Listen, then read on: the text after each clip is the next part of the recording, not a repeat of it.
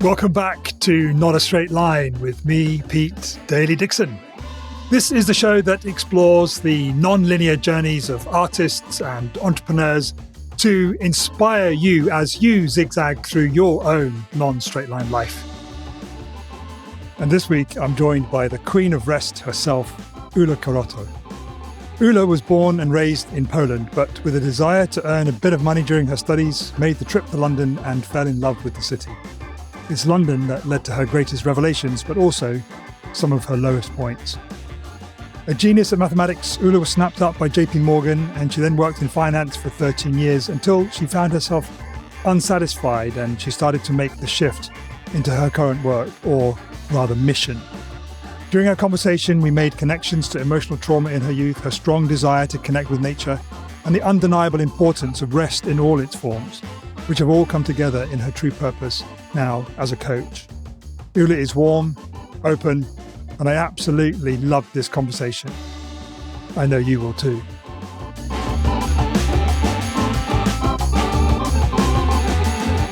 As always, let's just start with a simple breathing exercise to get into the same conversation space together. Just close our eyes, unless you're driving, of course, always that caveat. And we'll just do 3 physiological sighs, 2 breaths in through the nose, held for a beat, and then breathe out through the mouth. Just going to breathe in.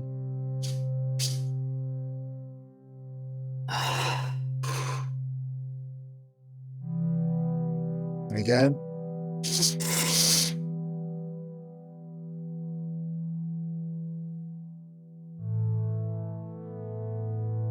And one last time.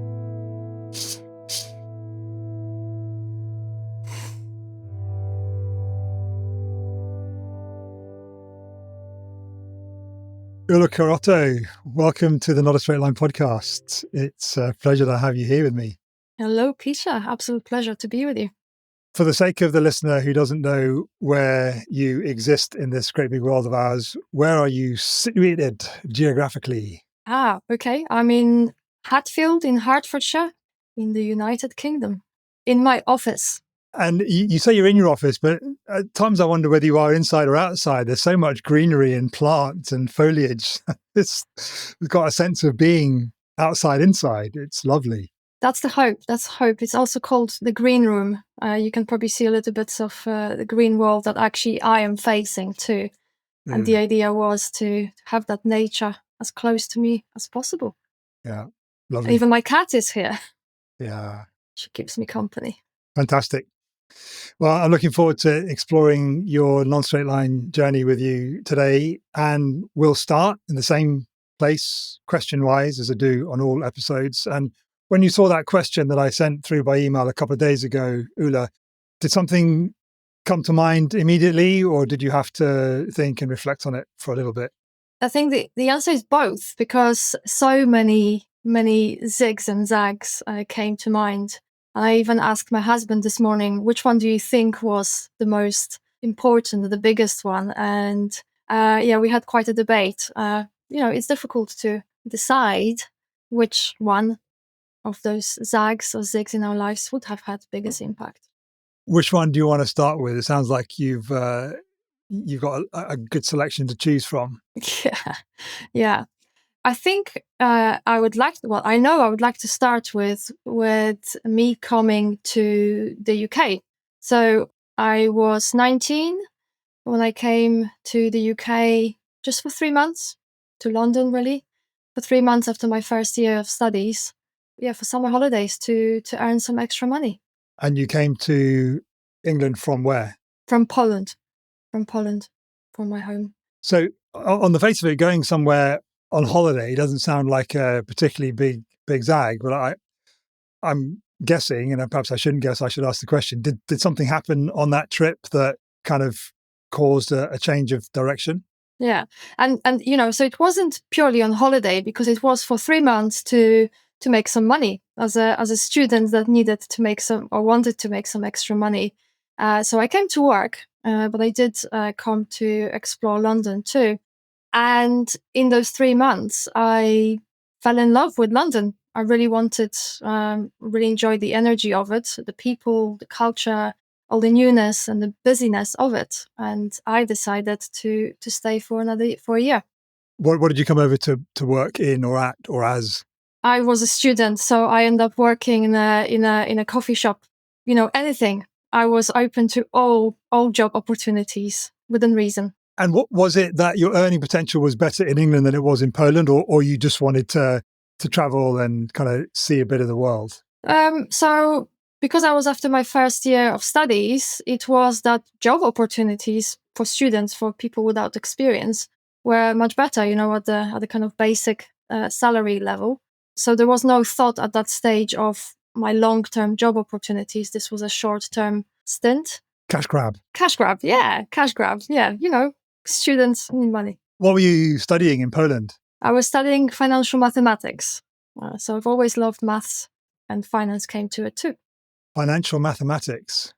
I've not heard that combination before.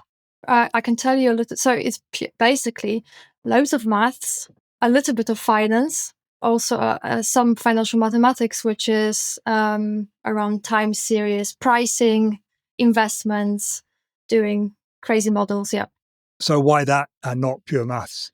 That's a really good question. So I've always loved maths. They just came so easily to me. I probably loved them so much because I never thought my memory was good. And in maths, I could just work things out. But I knew I didn't have enough patience to work with students or work with children. So I've always been good with money, with finances as well. As a child, as a young person, it came easy to me.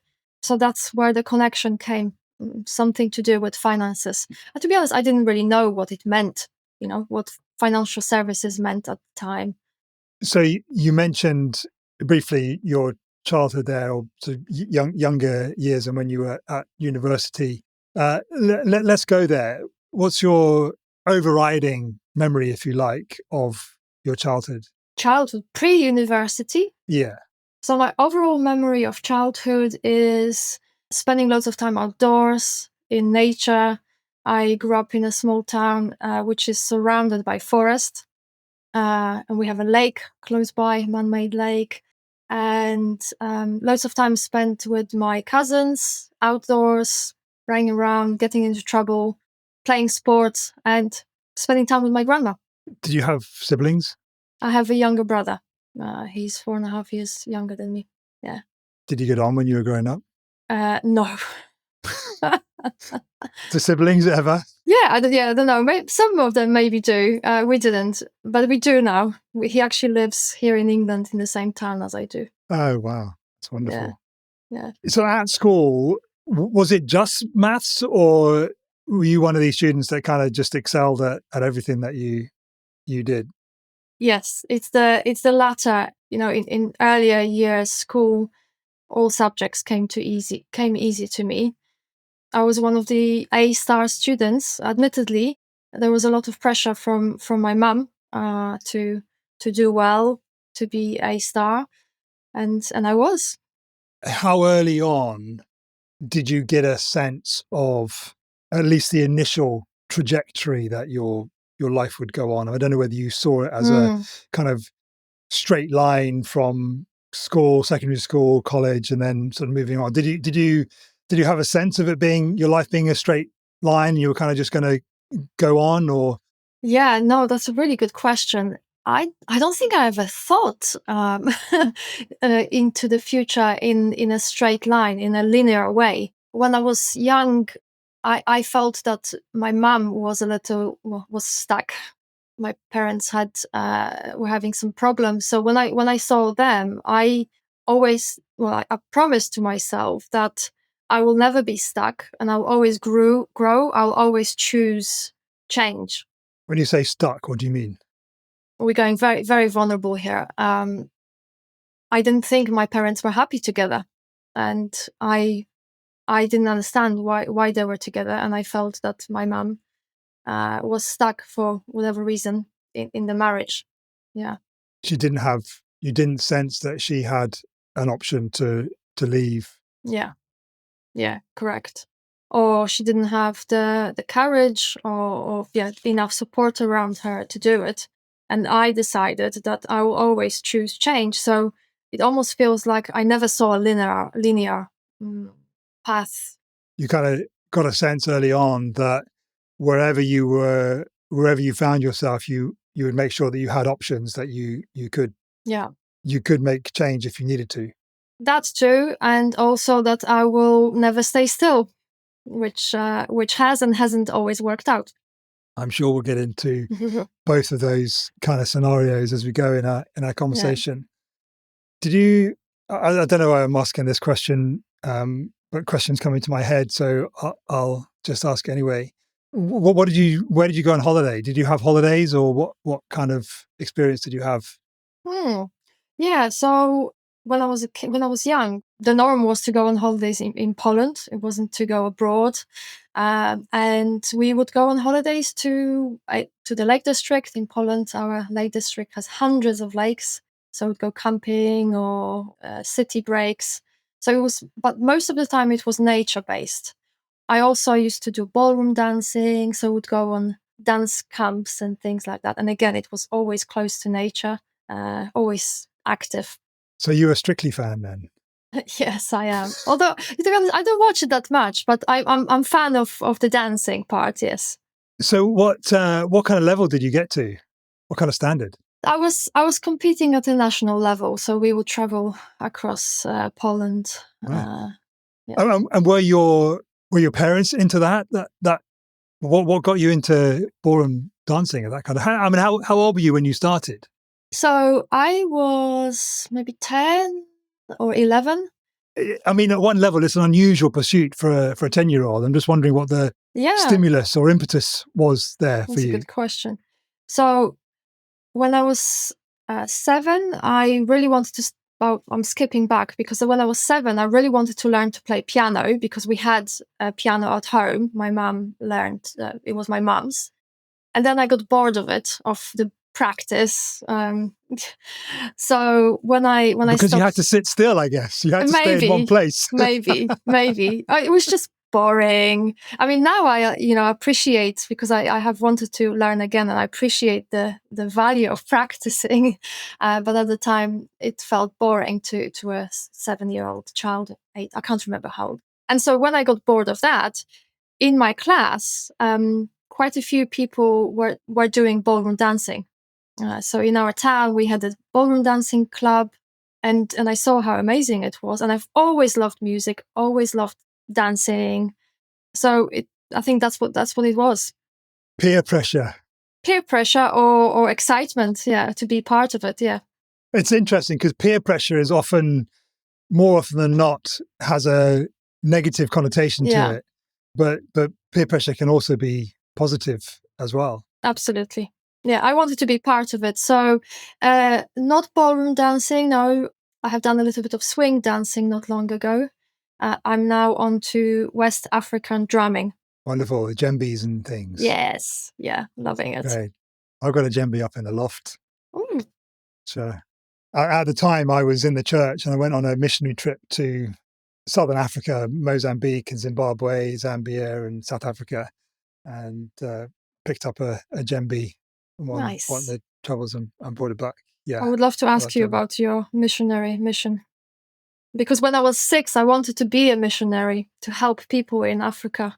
Really? Yeah. Well, start a podcast and you can invite me on, and you can ask me all the questions you want. I mean, right from the very beginning, when I commented on the beautiful kind of foliage and plants and flowers and stuff that you've got around you, you've talked about the outdoors and nature. Was that something that you got from your parents, or did they get it from you, if that makes sense? I think I got it from my grandma, because my parents were working when we were young. So and my grandma retired early. So when I say we, I mean my brother and my cousins who are similar age. We spent our time where my grandma is, and that's really close to nature. And again, the town I grew up with, the nature is there. It's there. So you can't help but be close to it. Yeah, you mentioned your grandma a few times. Was there a grandpa as well, or do you just remember your grandma more than anything? There was a grandpa, but sadly he had alcohol problem, so he Okay. wasn't very present for us emotionally. Okay. Yeah. It's not uncommon for children, depending on their circumstances, to be effectively raised by their grandparents. Would you say that was true for you to some degree? Yeah, I think, absolutely. I think, our parents were for us, they brought us up from, and they provided for us financially, but actually we were spending most of our day times with my grandma, and probably she was providing a lot of the emotional support too. I also was very lucky to have great grandmother, so I spent time with her too. Tell me about your grandma. Oh, my grandma is amazing. Again, I feel you're making me feel emotional talking about her. Uh, but because she's, when I was younger, I didn't really appreciate it because she's someone who is always grateful. She's happy with how life is, no matter how it is. She's happy being close to home. She was happy bringing us up and happy foraging in the forest. And I didn't appreciate it as a teenager, apart from the last part, because I was always about growing and moving forward and progressing. But yeah, I got to go with her and pick wild strawberries, wild berries, pick mushrooms in the forest. She taught me so much about nature. And it's thanks to her that I have this connection, close connection to nature. Is she still with us? Yeah. Yeah. Wow. How old is she? She was born in 39, so she is 86. Okay. Yeah. Still, it's old, but it's still young. I mean, Yeah. is she a young 86 or an old 86? I think that's why I'm feeling emotional, because she's been unwell. So Oh, she's lost her mobility and she's lost her youth, because otherwise she has been a young grandma. yeah. Mm. So you've come to the end of your first year at university and you decided that you want some money in your bank account because it's dwindled. There's loads of places you can go. Why did you pick London? I picked London because that's where other people that I knew were going. Someone I knew was in London. They said, come join me. And that was the opportunity. In those days, that was Poland. It was just as Poland joined the European Union, and England, London were the main, destinations that Polish people who were looking for job opportunities would go to. That's as much as I went to. So sometimes the best decisions are the simplest decisions, aren't they? It's like, why clutter my mind and thought and decision making process with all of these hundreds of places I could go? It's like my friends are going there, so let's go there too. Yeah. How quickly did you fall in love with London and England?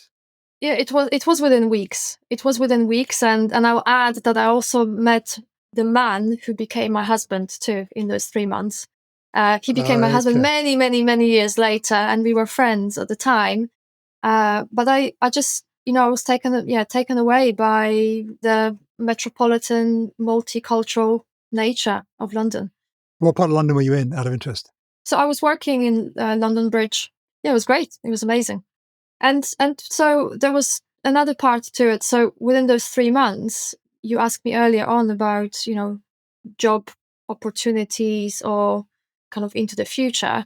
I realized, because again, in Poland at the time, job opportunities for graduates as well weren't great. So many of my peers or people older than me, they would finish their studies, even master's degrees, and then they would end up immigrating to another country and work in a job that is not related to their expertise, probably in catering, below their qualifications. So in those 3 months, me being very practical, I thought, well, what if I could explore? Actually, that was within a year. What if I could move my studies here and get myself on the front foot and create opportunities? So there's a bit of a strategic thinker in you as well, then. Definitely. Because you said earlier that you you weren't, certainly when you were younger, you weren't thinking about, in the future, but True. there you very evidently were. Yeah. Did that type of thinking surprise you, or did you kind of recognize that it was always part of you, but perhaps not exercised it before? Yeah, I think when I was young, much younger, really young, then probably wasn't looking so much ahead. But I actually, as I reflect on it, when I was 19, I think when we become teenagers, when we go into higher or college, I think it's kind of ingrained into us to be thinking ahead. And yes, as I reflect on it, I do have the capacity and sometimes often tendency to think many, many steps ahead. And what did you do with that kind of thought process of, maybe I can finish my studies off here? Yeah. Did you Yeah. go back after 3 months? Yeah, so basically, actually, so I skipped a step. So after 3 months, I went back home with an empty suitcase because I went with an intention of taking a year off my studies in Poland to see what happens, to explore, to enjoy London more. And it was during that time that this plan of finishing my studies here in England developed. I think the rest is history. Well, I'm not gonna allow you to brush it aside so easily and effortlessly. We will explore that history as much as we've got time to. I'm curious, what did happen? Where did you go? What did you do? Yeah. So, yeah, during that year, I'm starting to notice you're making me notice a pattern. So during that year, when I realized that I will explore, find out if I can study here in England, I went for an seemingly easy option. I just knew someone who was studying at London Metropolitan University, and I explored that university. I went to their open day. They welcomed me with open arms because they need more people in STEM subjects, especially girls. And yeah, quite quickly, my first year from Poland was approved. I didn't have to redo it. The beauty of maths being an international language. Mm. And came to England in June, stayed till the 3 months. So within 12 months of that time, I was studying. What was the pattern that you just reflected on? Oh, the pattern was that I go for what other people's do, the kind of easy. Like I will do my research, but if this is an option I see and I'm not against it, I'll go for it. And how do you feel about that reflection? Yeah, I feel it's quite practical, especially as I know myself, because I otherwise do like to do a lot of research, and I can get stuck, searching through too many options. So actually reflecting back on it, like, actually, this was pretty good. Just get on with it. Well, it seems to have served you pretty well. Yeah, I won't argue with that. I know that what you're doing now is really quite different from financial mathematics. Can hardly even say the words, let alone do them. We are going to go back and explore the interim, but you've talked about your love of maths as a child, and was there any choice when you were going to university, or did you know that it was going to be maths, and it was just the shade and flavour of it that you decided on? I think it would have been a few years before that where I was considering going into IT, into tech. But the school I chose I ended up going the pathway of more maths, not enough IT, tech education. So ultimately, yeah, in my mind, that was the only option. All right, so we've got very established Ula equals maths. Is that Yeah, is that right? yeah, I guess so. Yeah. What happened that made you stop whatever you were doing, and what you were doing we'll explore, more when we kind of bounce back in time. But what happened that made you change direction there, and what are you doing now? Yeah, so yeah, that was the other zigzag that I was considering. Is this the biggest one? Because I have a 16-year long career in wealth management or investment management, which is what I'm happy to talk about. So yeah, it's all about finances. I mean, I found an investment also about relationships. And I was able to find my purpose there by making a positive impact. At some stage, I felt that maybe I wasn't making as much positive impact anymore. So that's one part. The other part is that, actually, there's three parts to it. The other part is that on the surface, I was very successful, but underneath, there was a lot of sense of lack. I was lacking confidence, feeling not enough there. The way that the industry works, and it's always about, well, I liked it in the beginning, always about growing, always about getting as much done as possible, pushing through, serving clients, which works for me, but I ended up feeling burnt out.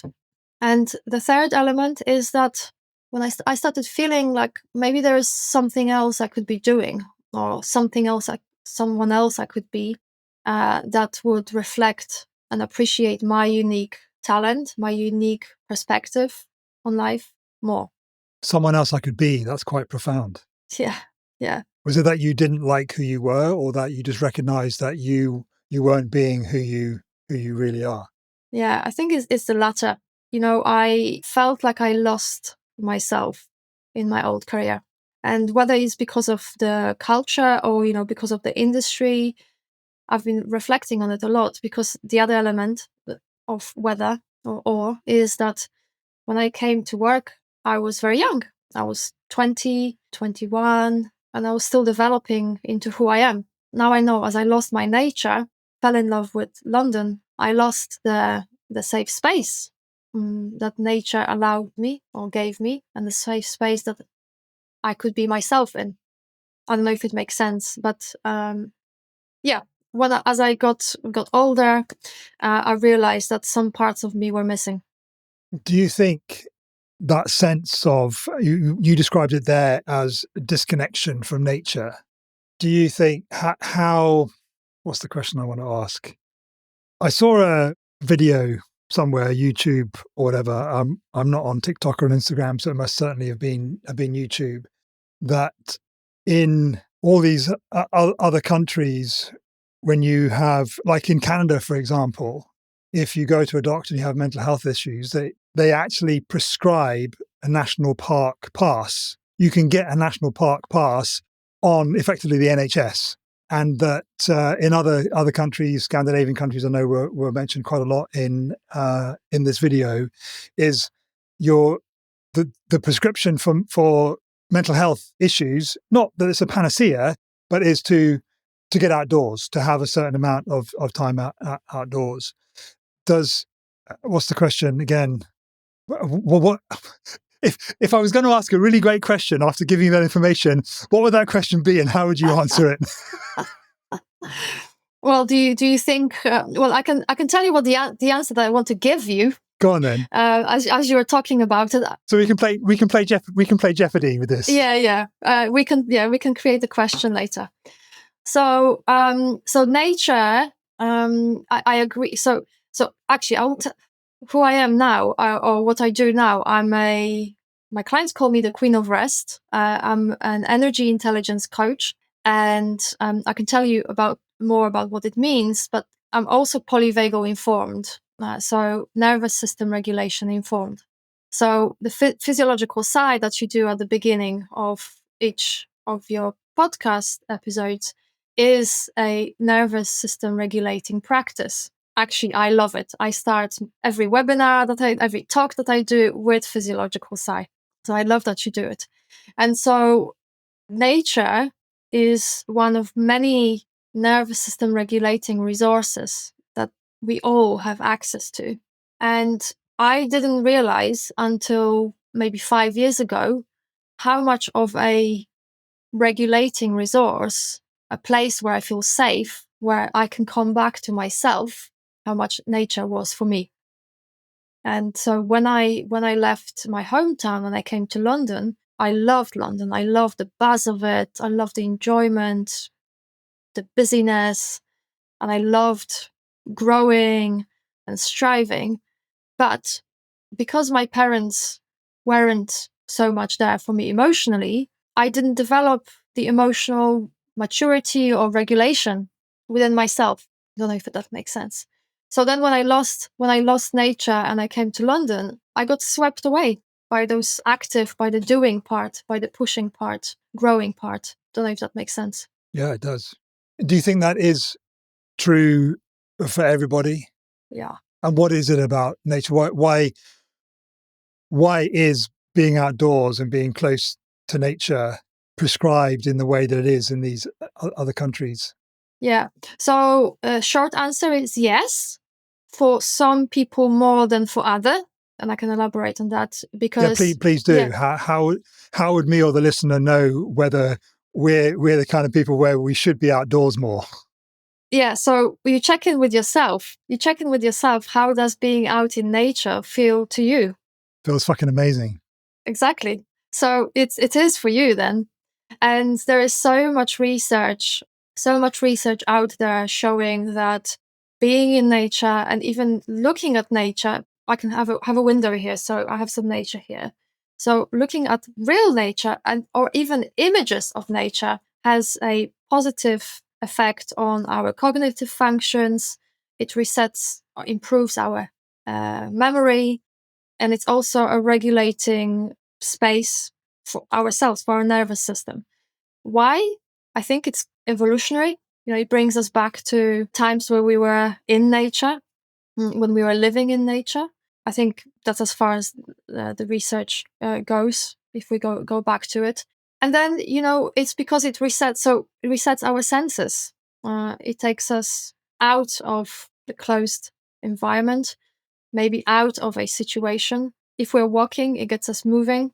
That's a regulating, restful practice on so many levels. Again, I can go into the depth if you want me to. Please. Oh, okay.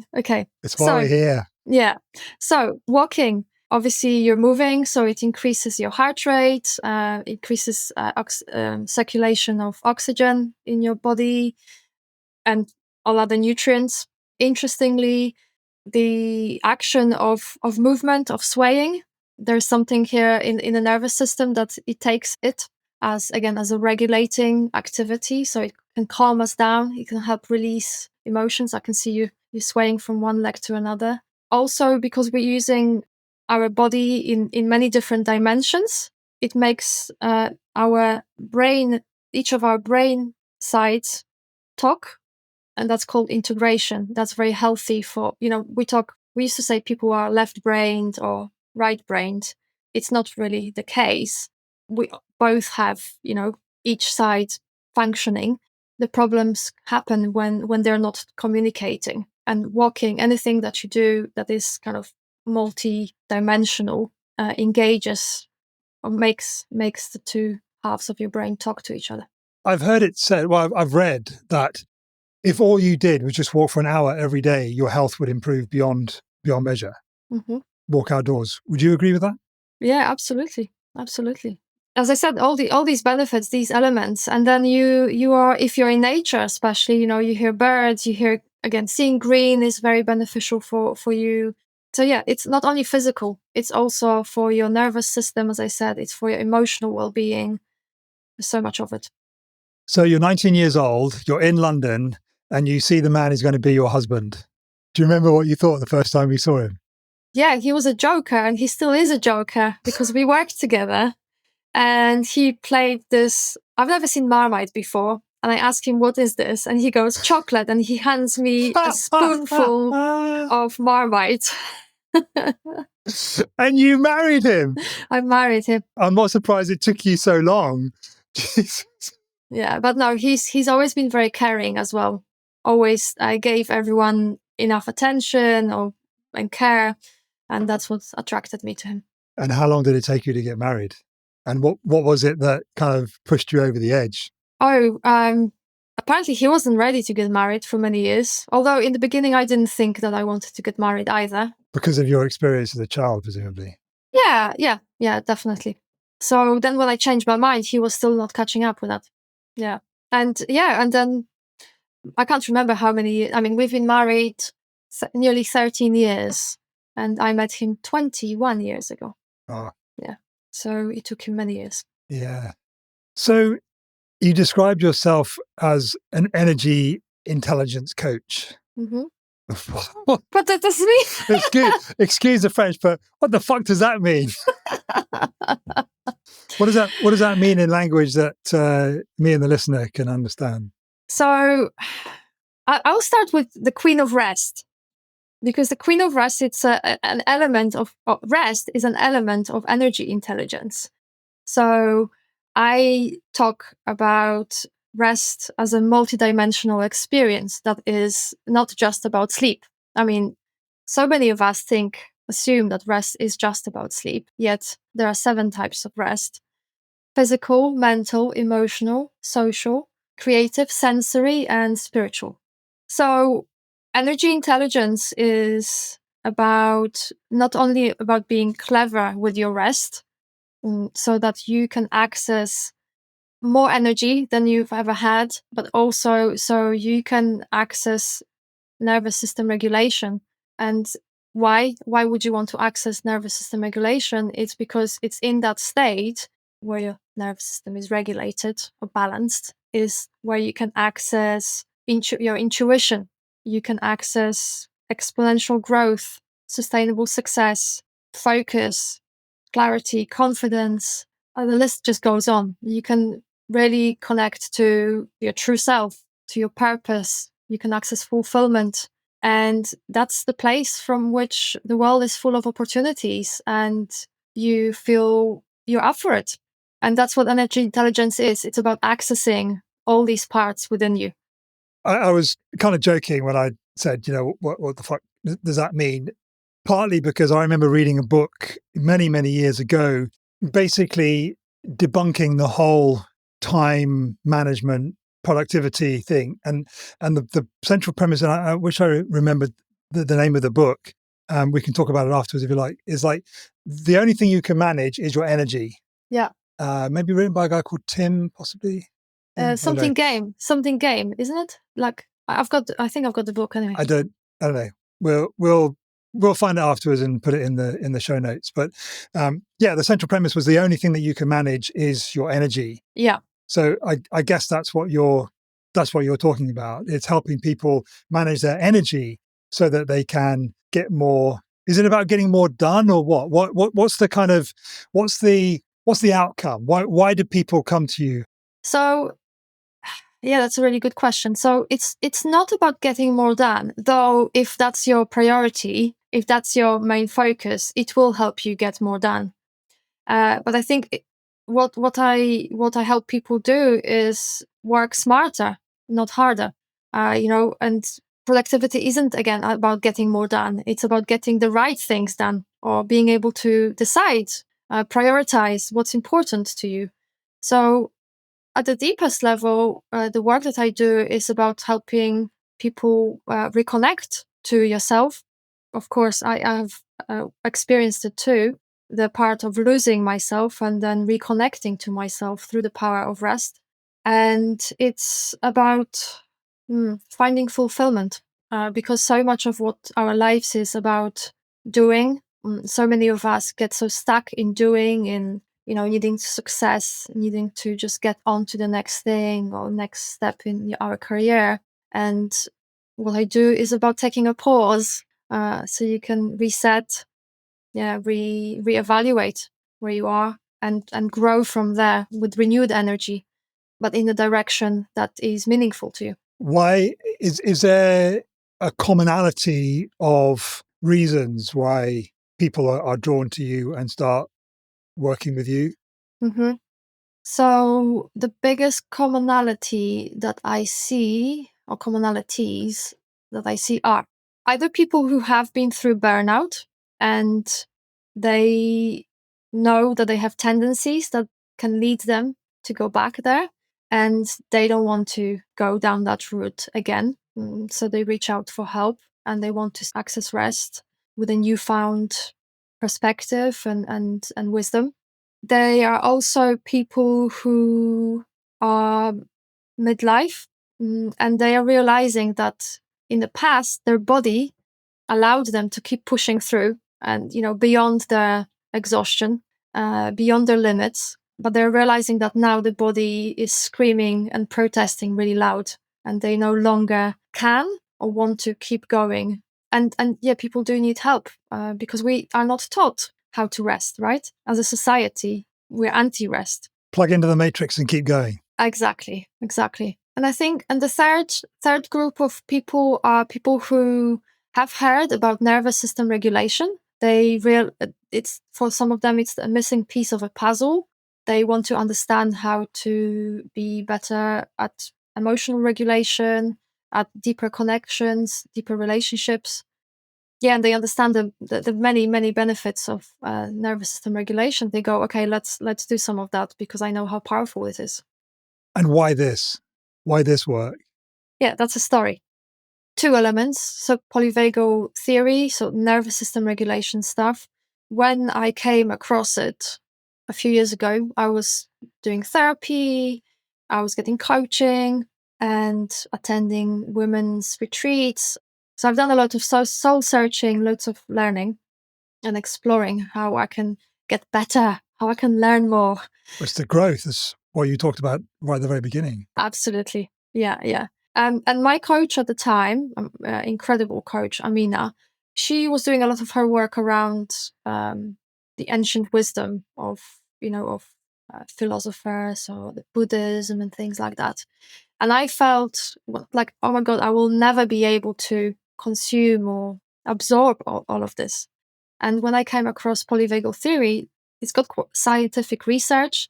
It's all about how our biology works. So it's common across all humans, all mammals. And it just clicked and it just helped me understand why is it that one day I'm ready to keep growing and challenging myself, pushing beyond my comfort zone. And the next day I wake up and I can barely get out of the bed. And why are you? Why is that? Because my nervous system, so the nervous system controls how we feel every moment of our lives. And so the time when we are able to keep going and we're all up for it and excited about it, that's the time when our nervous system is in a regulated state. But if we're not resting, then we are exerting ourselves and our nervous system decides that we're using too much resources or just decides that this is too scary. And it puts us into the state, I will call it withdrawal state. It's called dorsal state. And it turns down on our resources, switches off turns down our cognitive functions because it puts us into protection. It's a survival mechanism to make sure that we don't exert ourselves to a level where we have not enough resources to survive.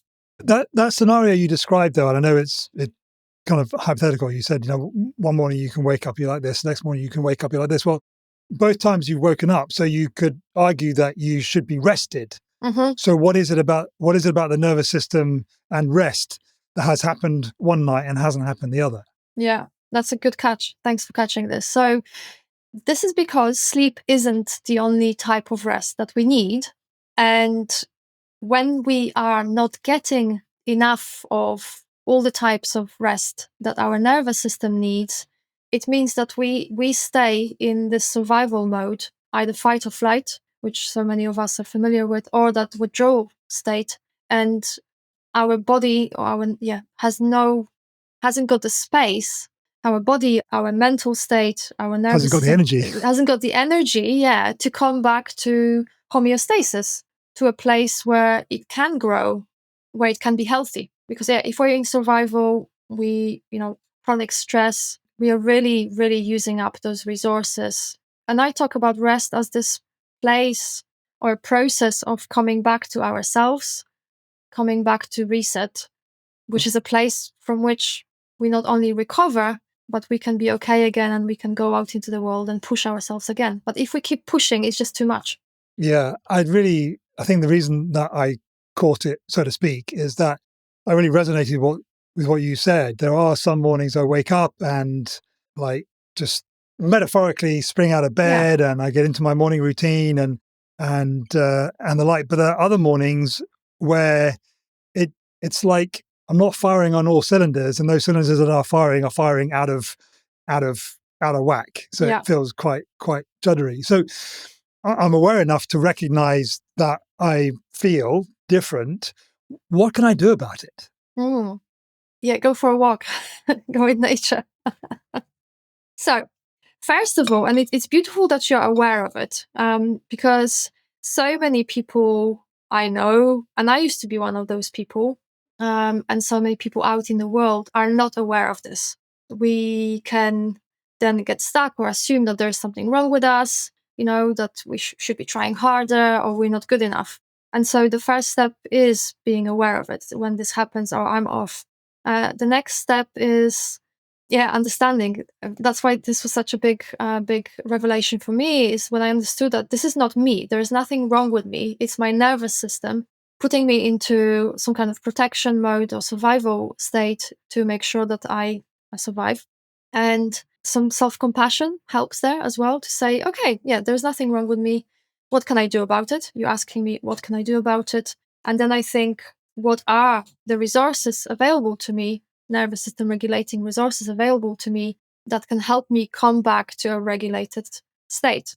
So, example, a physiological sign. To be honest, actually, I will take a step back. Sometimes just acknowledging that this is nothing wrong with you, this is my nervous system, that can help, because judgment is something that can put you even more into a state of survival. Mm. So there's 7 types of rest. That's very much for nervous system regulation. You check in with yourself. What do I need right now? And maybe it is staying in bed for half an hour longer without judgment, without guilt. Because a lot of the work that I do is around rest without guilt.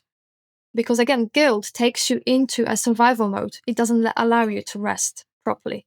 Because you're always thinking that you should be doing more. Exactly. Either should be doing more, or you're telling yourself off, which is an attack, which you need to fight or flight. Your nervous system says, I'm attacked, so fight or flight, and you're not resting again. So we started off this little tangent of the conversation with me asking why this work now, and you said that the first thing was you found out about the polyvagal theory. What else? So the other part is that although I am polyvagal informed, so I studied with the top people in this area. What did that study involve? It meant I studied with Deb Dana and Steve Porges. So Steve Porges is the guy, Dr. Steve Porges, who created polyvagal theory, and Deb Dana translated the scientific language into therapy landscape. And she created this course for therapists and for coaches to be able to hold the space in a nervous system regulated way, into me being able to understand mine, but also my client's nervous system, and help them learn about it. And it involved many, many hours of coaching each other, learning about my nervous system and practicing my ways of coming back to regulation. And were you still in the finance world at this stage? No, I had just come out. I had just come out of that space. And what was that? What was the ending of that like for you? It was incredible. It was incredible to leave the industry, and I ended up making the move because sadly my friend passed away at the age of 26. She was taken away by cancer, and her life was over as she knew it from one day to another when she got her diagnosis. And then she left us within 18 months. And so it really made me rethink.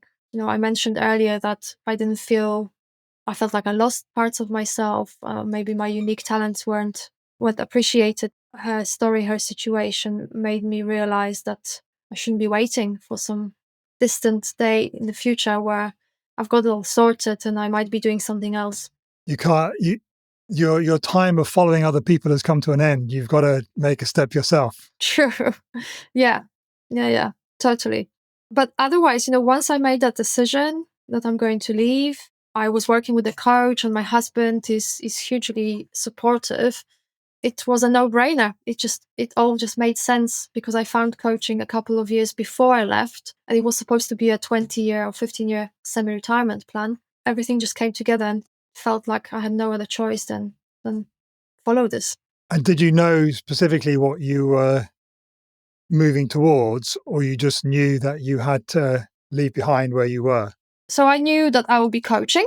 but I didn't know that it will be about rest, that I will become the queen of rest. And that was the other zigzag, and this transformative moment or time in my life last year when I had 2 nervous breakdowns. Because although I'm so good at pushing myself and growing, and I love the challenge, and although I knew about nervous system regulation, the demands of growing a new business, networking, holding space for my clients, enrolling clients, and all these things combined with the uncertainty of growing a business, it took a huge toll on me. And I thought I was resting, I was sleeping, I was going for my walks in nature, but I wasn't getting enough emotional rest. And one day I just woke up, and the world, I could barely get out of bed. The world felt like a scary place. I felt like business will never work, nothing will never ever work. So I went to nature, I went for my walk, and I thought it would help. But actually, the other way that nature affects us is that it helps us to connect to our emotions. So the pain became even more. And normally, as I did in childhood, I would turn to myself, to solitude.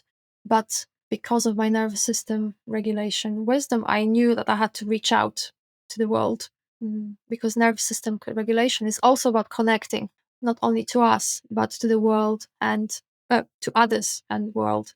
And in that week, because I connected to a friend who is also a therapist, and I also cancelled all my appointments and took all the time I could to rest, I was able to really feel the pain. I was able to how people pleasing was keeping me stuck. My brain basically hurt. Literally, it hurt. I felt how my patterns of growing and striving are hurting me, because every time I got a little bit of rest, my brain would go off with a new burst of energy and go like, oh, you can do this, you can do this. So I kept going back and forward into these states. And somehow, while walking in nature, I realized that what I need to do now is rest, focus on myself, find a way to switch off my patterns that made me successful, but actually led me to these breakdowns and to burning out. There is a certain irony there, isn't there? That on the one hand, you're the queen of rest and you're coaching and guiding your clients to Yep. manage be more aware of their energy and to manage it. But in that irony, I sense that you've developed even more compassion and awareness and skill Mm-hmm. to be able to help your clients even more than you were before that. Would that be fair? Absolutely. And look, when I was hit by that breakdown, I couldn't believe it, how, I'm a nervous system regulation expert. I wasn't the queen of rest then, and the queen of rest was born out of this breakdown. But I just couldn't believe it, as you said. It's a well-earned title then. Yes, absolutely. And it's one of my clients said this to me, you're the queen of rest. And at first I was like, really? And then I started saying it, and it really landed. So I'm really grateful to Christina, my client, who came on to the Gift of Rest program, which was born out of my breakdown. I realized how important it is that we give ourselves that break. Well, what we've just talked about was a long way in the future when you were graduating from London Metropolitan University with the world at your feet, and you had lots of options, I imagine, because we've talked in the past about how that was important for you. Was it hard to figure out what you were going to do next, or did you just kind of go at it? Yes, it was hard. Yeah, I think I was very strategic, actually.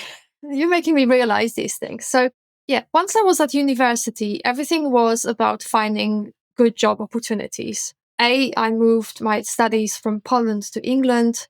And then B, within the first year of my studies in England, I was already thinking, how can I get into the industry? Because I knew it's going to be really hard.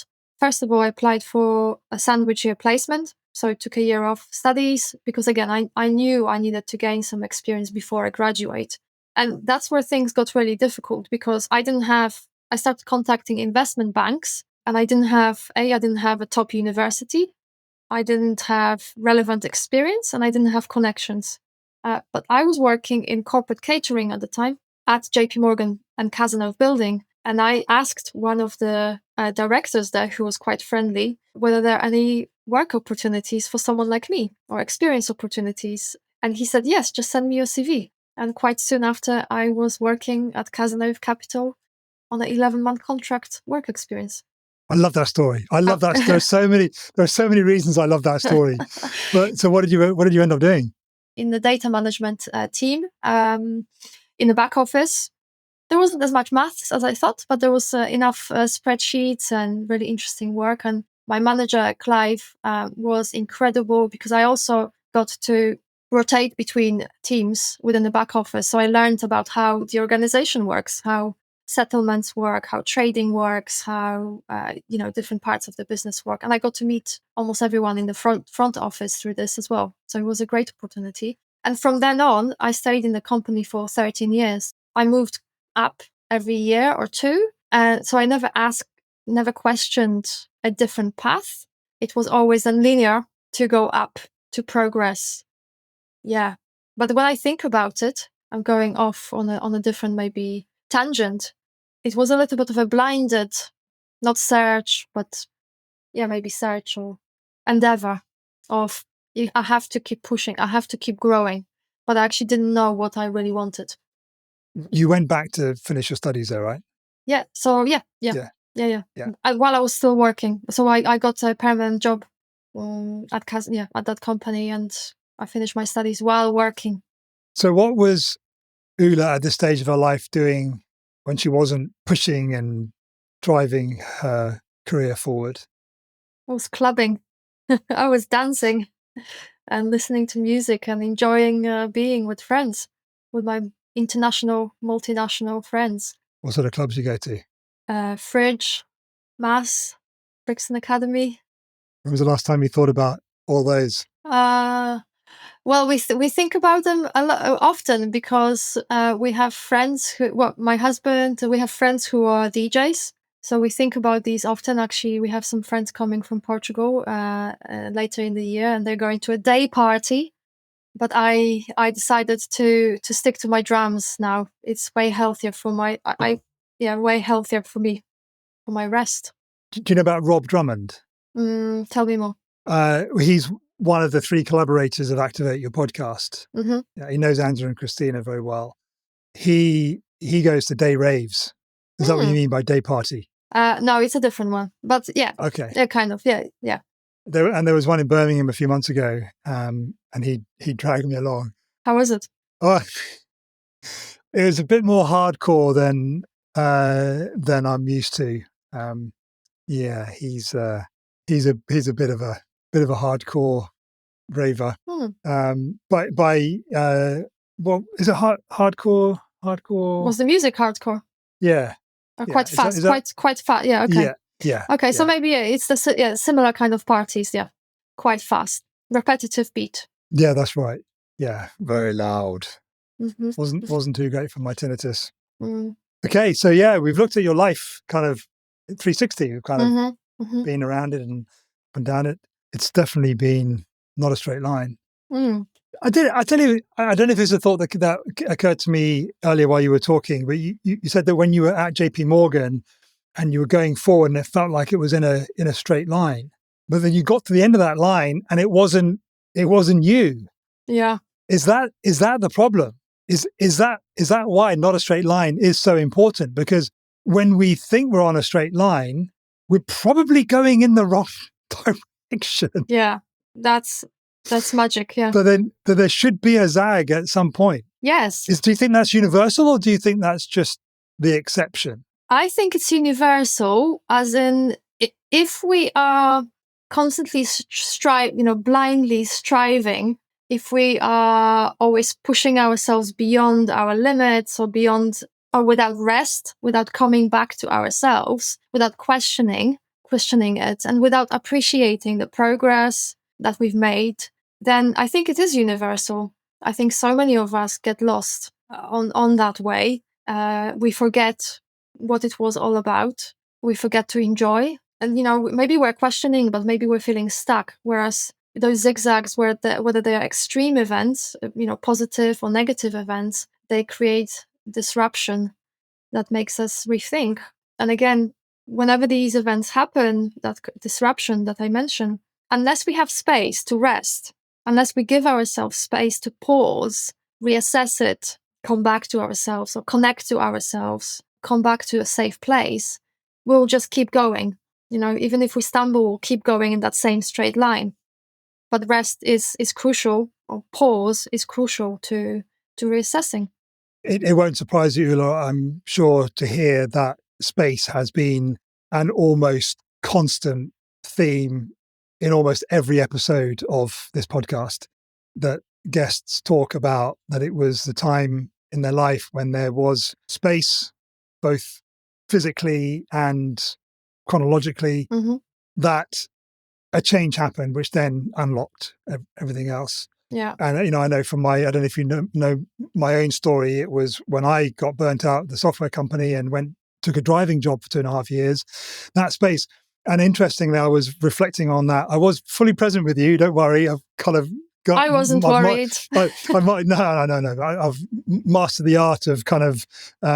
holding these many things. Yeah, exactly. That I think one of the reasons that driving job was so good for me was because I was outdoors all the time. I mean, yes, I was in cars, but I would drop a car off at some guy's house in the country.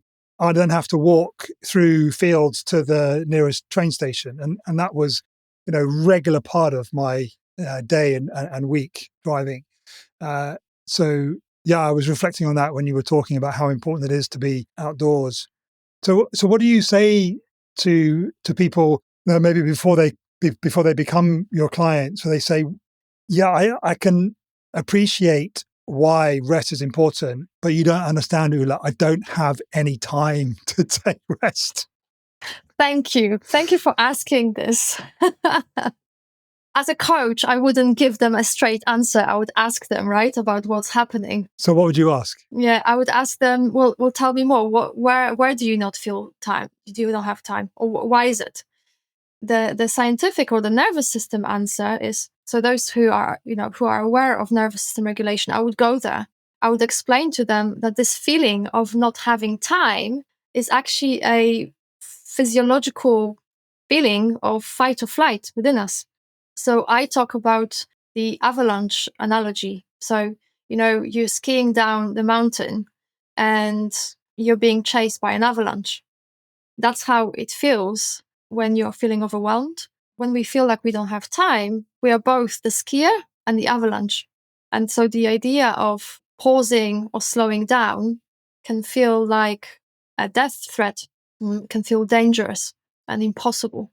But when we know that we are both avalanche and the skier, i.e. those who are trying to outrun the pressures, everything that we have on our to-do list, our responsibilities, and we're also the avalanche. We are creating that pressure. Because let's be honest, if we're in danger, we're not meant to be stopped. If we're in survival mode, we're not meant to be stopping. We're meant to be on alert. The other answer that I have for people, is that our life isn't about time management. It's about energy and choice management. And that can be a very difficult thing for people to hear. So I rarely actually say it. So I always come back to this nervous system regulation, and I guide people through a regulating practice, whether it is physiological sigh, whether it is half a minute or 2 minutes of breathing. And believe me, 100% of the times, every single time after that breathing practice, people feel that they can see the world through a different perspective. So they realize actually there is time. When we are rested, or when we master rest, when we master how to bring ourselves back to a regulated state, all of a sudden we realize that we have a lot more time. We have better ability to make choices, to prioritize, to say no to things that are draining us. We become more productive, make fewer mistakes. So we do gain a lot of time. And the other answer, which is probably one I should have started with, is that rest doesn't have to be about hours and hours of meditation or going on a retreat. Rest starts with micro moments. I often talk about micro moments, micro pauses, micro moments of rest. And so rest can start with 30 seconds or with 3 breaths. In fact, physiological sigh is one of those practices. It's a rest practice. Rest can be looking out the window for a minute, for a little reset. And that's all that's needed. That's where we start. I've got one eye on the clock, as always. Is there any part of your story that you think we should go back over because we just touched on it too lightly or we didn't touch on it enough that you think might be particularly encouraging or helpful or inspiring for the listener? Yes. I think maybe on the subject of space, it's another part of the story because, and I think it has been mentioned in previous episodes as well, around COVID and lockdown times. It's also linked to me, having space, but also finding myself or reconnecting to myself, because this was a time when I was switching jobs. And of course, we were in lockdown. And all of a sudden, no longer had to go to the office and no longer had the opportunity to be out and with other people, serving other people, getting lost in other people's needs.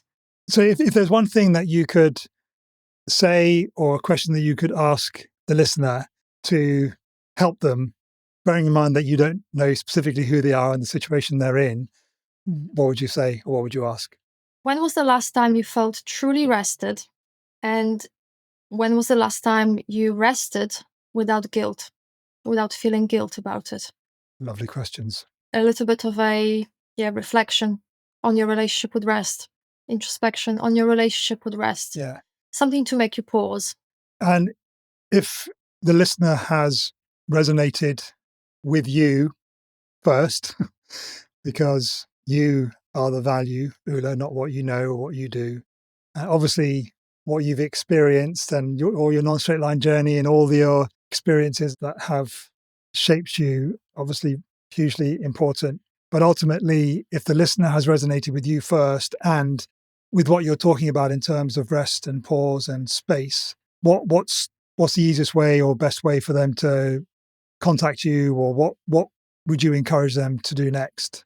First of all, I would like to encourage or invite the listener to spread the word that rest isn't just sleep, especially to the people that you have alluded to, those people who are really busy, don't have time, feeling exhausted.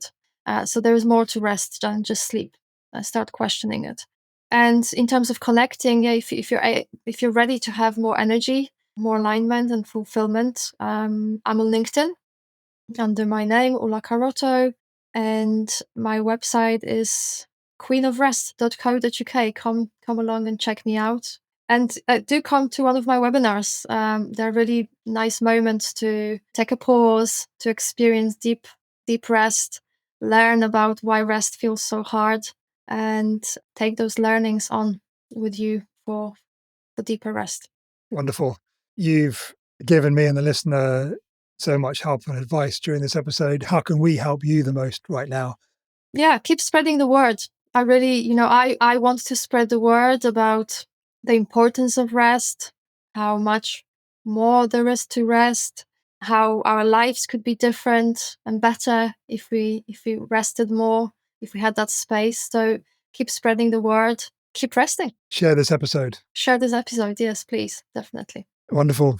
I mean, there's only so much of someone's not straight line journey that we can uncover in an hour and a half or so, but thank you so much for being open and vulnerable and wanting to share so much of it with me. As you think and reflect on the experience that you've had, who comes to mind in terms of, almost certainly that they would really love, value, appreciate a conversation like this? Well, first of all, thank you very much for giving me this opportunity to share and making it feel so safe to be vulnerable. I felt emotional a few times which feels very strange to be doing on a podcast. So thank you for creating this and for your presence. And who would benefit from being on this podcast? Or that they would just really appreciate the kind of dialogue and conversation experience that you've had, or who you suspect has got an interesting non-straight line journey that you'd like to hear. So I'm thinking about it in two levels. So one is, I would love you to have one of my idols like Brené Brown on your podcast. And then there's a fellow coach. She's also a compassionate inquiry and somatic experiencing practitioner, Delphine Grandjouan. I don't know if she would be brave enough to come onto a podcast, but I know she's got an incredible zigzag story and would benefit from it. Would you be happy to introduce us? I mean, obviously what happens after that is out of your hands, but... Absolutely. Yeah, very happy to. The only thing remaining for me to do, Ula, on behalf of the listener and myself, is to say thank you again and have an amazing day. What should I say? Have a restful day. Yes, Peter. Have a restful day. And you too. Have a restful afternoon.